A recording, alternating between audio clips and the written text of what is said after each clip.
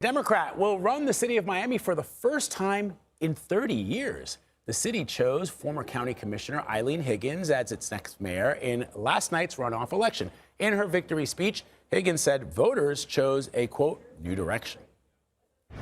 Tonight, history was made. You chose competence over chaos, results over excuses, and a city government that finally works for you.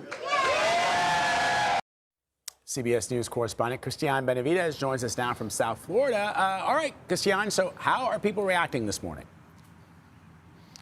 Well, Vlad, look, to be clear, this was a blowout victory by the Democrats. Nearly 20-point victory by Eileen Higgins, now the mayor-elect for the city of Miami, the first Democrat in 3 decades. To give you a sense of how the reactions are coming in, we're seeing reactions from the National Democratic Party. In fact, Hakeem Jeffries, House Minority Leader, has said that they are now looking to target 3 South Florida Republicans in Congress based on the results from these elections. Now, Florida Republicans are trying to downplay these results. They point to this being an off-year election. It's not a midterm. It is not during a presidential race. So what they point to is some of the gains that they've had in the past few years. I mean, Miami-Dade County, which for 20 years was a Democratic stronghold,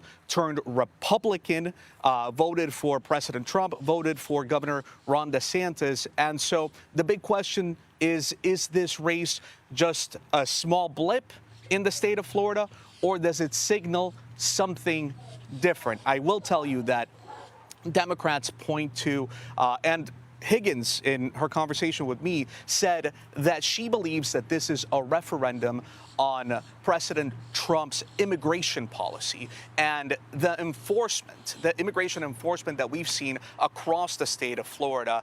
We have state troopers that are conducting immigration enforcement, and we also have, of course, Alligator Alcatraz. And they believe that that is what may be costing the GOP some Latino voters. Miami is a big, diverse city. 57% of the people who live in Miami are foreign-born, and about half of them are naturalized U.S. citizens. And so Democrats here in Florida believe that that played a big role in this election. And so, as you know, Christiane, this is another city where a Trump-backed candidate lost to a Democrat.